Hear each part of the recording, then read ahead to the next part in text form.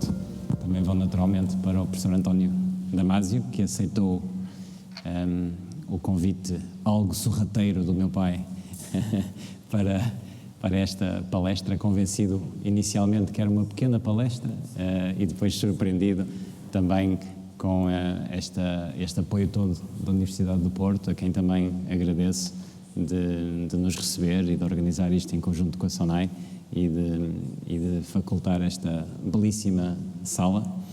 Portanto, homeostasis ou life regulation são termos perfeitamente equivalentes e, portanto, se pode usar um com o outro, mas é preciso pensar este problema do ponto de vista científico e descobrir o enorme impacto que conhecer em pormenor a forma como a regulação da vida funciona, não só em nós, mas em muitos outros seres vivos, o impacto que isso pode ter na compreensão daquilo que são os seres humanos e daquilo que são os seres humanos neste momento, no século XXI, e na forma como a vida está a decorrer com enormes maravilhas e enormes conflitos também.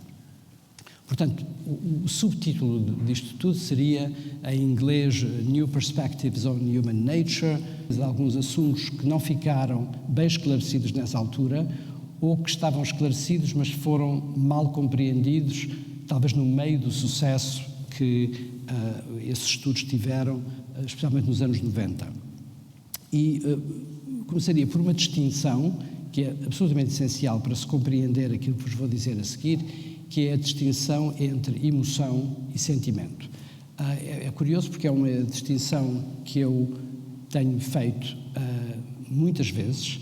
Na terminologia atual nossa, um programa de ação, um programa em que há movimentos que podem ser do nosso rosto ou podem ser do nosso corpo e que podem, e acontecem muitas vezes, no corpo mais interior do nosso corpo, que é o corpo visceral. Coisas que podem acontecer no coração, que podem acontecer em vasos sanguíneos, que podem acontecer no sistema gastrointestinal e que podem acontecer na pele.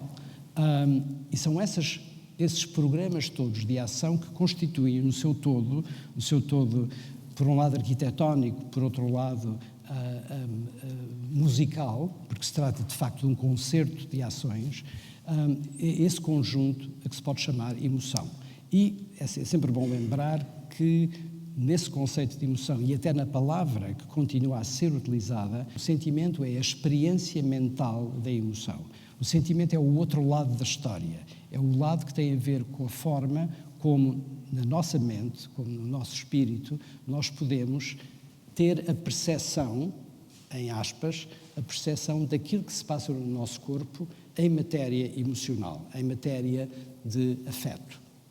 Portanto, a distinção é abissal, não há ponto de contacto nenhum. O sentimento é uma coisa que não é objetiva, que não é visível, exceto para aquele que o sente. Portanto, não é visível no sentido literal, é sentível no sentido real. Portanto, eu posso ter um sentimento, é meu, é privado, posso dizer às pessoas que estou a ter o sentimento X, mas não posso dar às pessoas a visão desse sentimento, porque são evidentemente vividas e compreendidas e apanhadas mentalmente do ponto de vista de sentimento, quando acontecem em relação com um determinado evento, uma determinada pessoa, um determinado acontecimento, um determinado local, uma determinada história, aquilo que vai acontecer é que as emoções vão acentuar e vão melhorar a possibilidade de aprendizagem desse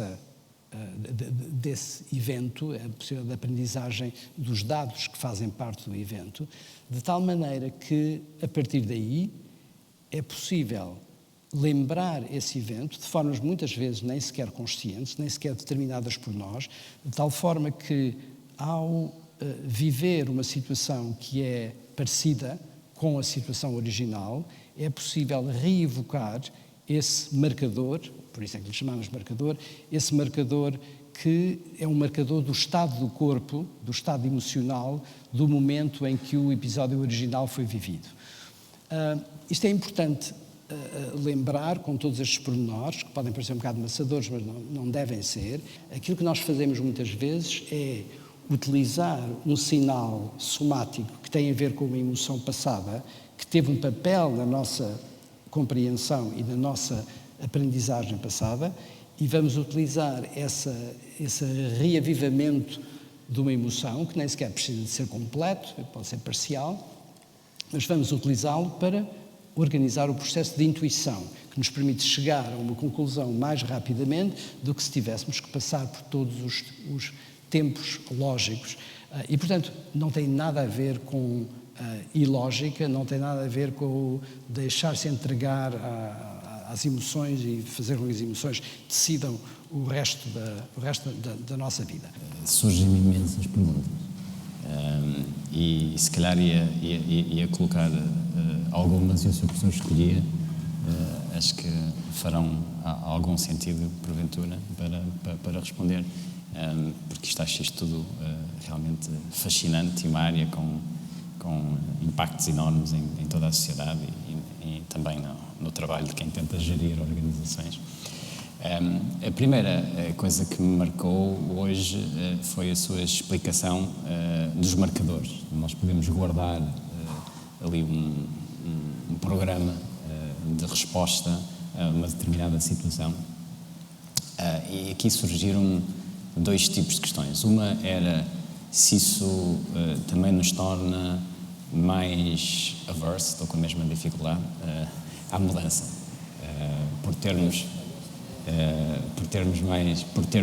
uma resposta programada, podemos eventualmente não notar à medida que os problemas se vão modificando lentamente e estarmos automaticamente a utilizar o programa e portanto sermos mais difíceis de mudar, ou também ligado à inovação e à mudança, de encontrar soluções novas para problemas antigos. Muitas vezes nós temos a necessidade de fabricar situações quase para nos obrigar a esquecer a solução atual e procurar novas soluções. Depois também me ocorreu se nós éramos capazes de gerar marcadores artificiais imaginando situações. Porque se assim fosse, se calhar seríamos também muito bons a prever como é que nos sentiríamos em situações que ainda não vivemos. Eu sei que há autores que acham que isso não acontece e que temos uma notória dificuldade em prever como é que nos sentiremos no futuro, ou em como é que nos sentiríamos em situações hipotéticas, mas se nós temos a capacidade de imaginar, suponho que também teremos a capacidade de sentir emoções correspondentes ou de as imaginar e eventualmente fazer marcadores. Isso era uma zona que me suscita imensas questões. A outra é precisamente esta também que o Sr. Professor levantou, de como é que se passa do raciocínio ao nível do indivíduo para o raciocínio ao nível da sociedade. Nós somos, claro, um animal social e se as respostas biológicas para o equilíbrio ou a homeostasia têm sido muito discutidas, eu não consigo ver, e não sei se há evidência científica, como é que se passa desses equilíbrios que acontecem dentro do nosso corpo para equilíbrios na sociedade, se isso serão só predisposições genéticas, de estarmos hardwired só para essa cooperação. E dentro da cooperação, eu acho que há uma zona que me interessa pessoalmente bastante, que é a procura humana da racionalidade nas coisas. O Sr. Professor fez obviamente um grande contributo para a ciência ao revelar as outras componentes que contribuem para as nossas decisões, que não só a racionalidade, mas também parece bastante evidente que essa crença acrescentou muito à humanidade e que muito do que conseguimos até durante esse período de ilusão de que éramos realmente seres racionais. E hoje também sobre o tema que já levantaram, os extremismos que se levantam, o fracasso de organizações internacionais, os radicalismos, a falta de racionalidade em muitos debates públicos, parece-me que este equilíbrio é mais frágil que o equilíbrio do indivíduo. Excellent questions. Paulo, as perguntas são todas, responderem todas é fazer outra conferência, mas deixe-me falar de alguns dos problemas que levantou. É muito curioso, o tentar imaginar situações de marcação somática é extraordinariamente difícil por uma razão fisiológica muito interessante. Praticamente tudo quanto nós temos na nossa memória do exterior existe de facto em files, em records que nós estamos constantemente a fazer, que são extremamente parecidos com os records que os computadores fazem.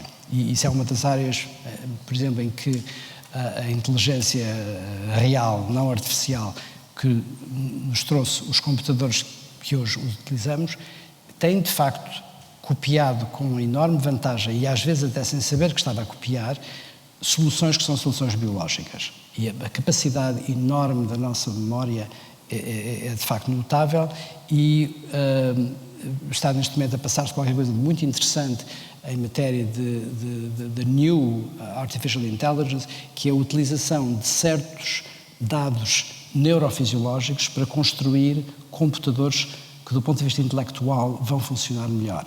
E isso é uma área em que é extremamente positivo ter neurociência a contribuir para a nova computation e a criar computadores de grande qualidade e profundidade. Aquilo que não acontece é haver um paralelo entre os nossos enormes stores and storage capacity das coisas que nós vimos, ouvimos, das coisas que nós podemos tocar, da forma como nos mexemos num espaço, e a nossa memória de estados emocionais. E aí há qualquer coisa de muito curioso que tem a ver com a enorme preguiça da natureza de fabricar sistemas quando pode passar sem eles. E é o que acontece com os nossos sentimentos. É que o facto de que nós temos o corpo e que no corpo é possível induzir uma emoção e temos o corpo para nos dar o sentimento dessa emoção, significa que o cérebro nunca se preocupou com criar memórias permanentes daquilo que de facto nós sentimos. De modo que aquilo que nós criamos é memórias dos estados em que nós nos lembramos de ter tido uma emoção, mas não da emoção propriamente dita. A emoção temos que a fabricar. E isso cria uma enorme dificuldade em fazer o mind wandering no sentido emocional.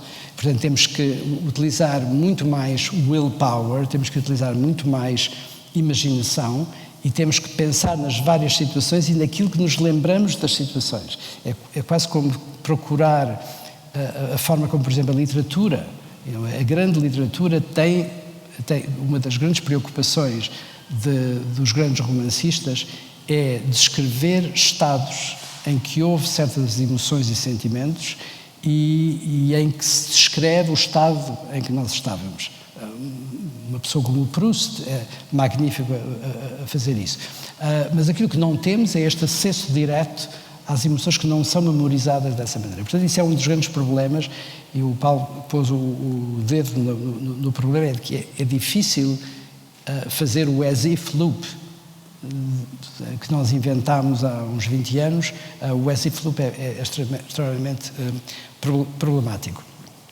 Depois, a forma como nós temos, mesmo quando se pensa nos sentimentos e nas emoções como ímpeto, como trigger, como despolutar de um processo cultural, não há qualquer dúvida que a grande qualidade desse processo cultural vem do intelecto, vem da inteligência e vem, portanto, da racionalidade com que podemos criar uma solução. Portanto, o sentimento funciona como o princípio, funciona, é o trigger, mas depois a solução é boa ou má na medida em que tivermos a inteligência, tivermos os conhecimentos, tivermos a possibilidade de fazer uma criação de facto nova. Portanto, a grande cultura é a cultura que utiliza o ímpeto do sentimento, mas que depois procura uma solução extraordinariamente, profundamente racional, que está baseada em raciocínio sucessivo sobre conhecimentos. Portanto, e mais uma vez, é bom deixar claro que eu não estou a dizer, e já me tem acontecido as pessoas ouvirem-me falar e dizem, ele pensa que os sentimentos resolvem tudo. E resolvem tudo, fazem as decisões e entregam-nos a cultura. Claro que isso é um disparate completo. Servem como despoletar e servem como motivo. Ninguém teria desenvolvido culturas de espécie alguma se não houvesse sentimentos de dor e de sofrimento e se não houvesse a possibilidade de imaginar o que seria um estado de prazer. Imaginar, não é o sentir um estado de prazer, imaginar um estado de prazer dada a memória que se tem de outros estados de prazer passados. Mas, portanto, tudo isto, aquilo que requer é enorme conhecimento, enorme desenvolvimento intelectual, enorme capacidade de análise e enorme capacidade de utilização da lógica.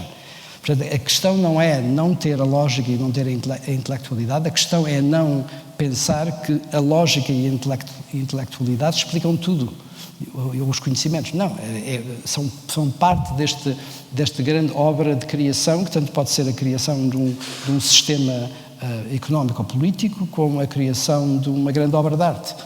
É exatamente a mesma coisa. Não é possível fazer grande arte só porque se tem sentimentos. De facto, faz-se péssima arte só por sentimentos.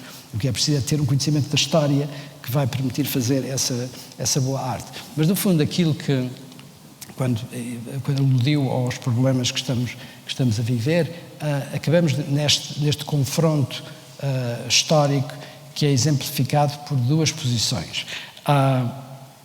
Há um filósofo inglês, muitas pessoas da sala conheceram, John Gray.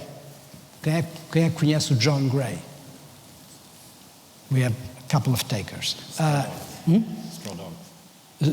Straw Dogs, exatamente. Conhece o John Gray? John Gray é um filósofo vivo, não é um filósofo do passado, professor em Oxford, se bem me lembro, e que tem uma série de posições e de livros notáveis, Straw Dogs being um deles. A posição do John Gray é que é uma posição um pouco parecida com a posição do Camus em relação ao mito de Sísifo. Pode-se puxar a pedra, empurra-se a pedra, ele encosta, mas depois, quando estamos quase lá no fim, a pedra volta para trás e recomeça-se tudo. O John Gray é ainda pior do que isso, no sentido de que ele não acredita de todo que haja progresso, acha que o progresso é uma invenção do Enlightenment e que, no fundo, existe durante um pedaço e depois volta para trás. Acha-nos sobretudo uma praga, não é? Exato. E neste momento deve estar contentíssimo com aquilo que está a acontecer na Europa, porque é a prova exata de que estamos a repetir. A Alemanha está-se a portar exatamente da mesma maneira que se portou já duas vezes no século XX, portanto vai ser uma terceira. E claro que isto é uma posição extrema e que é justificável. Chamem, quando se está a passar por este ano, de 2014 e agora, 2015, parece em certos aspectos, parece que estamos a viver uma World War I, a Primeira Guerra Mundial, mas sem ser declarada.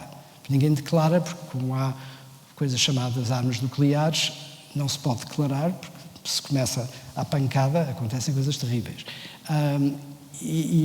Mas aquilo que está a acontecer é uma enorme eclosão de conflitos. Portanto, é possível uma posição do John Gray ser justificável até certo ponto. Agora, claro que é uma posição de derrota que, para mim, é inaceitável, e a resposta lógica, a resposta tem a ver com ir procurar aquilo que há de melhor na nossa cultura, com todos o movimento por exemplo, o desenvolvimento de princípios éticos, de justiça, de crenças, todos os aspectos que enriqueceram extraordinariamente a nossa cultura com sistemas morais, sistemas religiosos, uma enorme complexidade de cultura que tem uma enorme beleza e uma enorme sublimidade até, e utilizar, filtrar esses exemplos e esses conhecimentos e tentar aplicá-los ao momento, mas claro, para que isso aconteça é preciso ter um investimento enorme na educação, que muitas vezes falha, e que muitas vezes falha em sistemas que deveriam suportar fundamentalmente a educação. Portanto, quando há um respeito pela cultura passada e uma possibilidade de análise da cultura passada nos exemplos melhores e nos piores, e quando há, evidentemente, um enorme investimento na educação, eu tenho a impressão que ainda é justificável haver esperança, ainda é justificável ser otimista. Embora às vezes este ano tenha sido um bocado mais difícil de ser otimista a 100%, mas eu tenho a impressão que é possível ser otimista.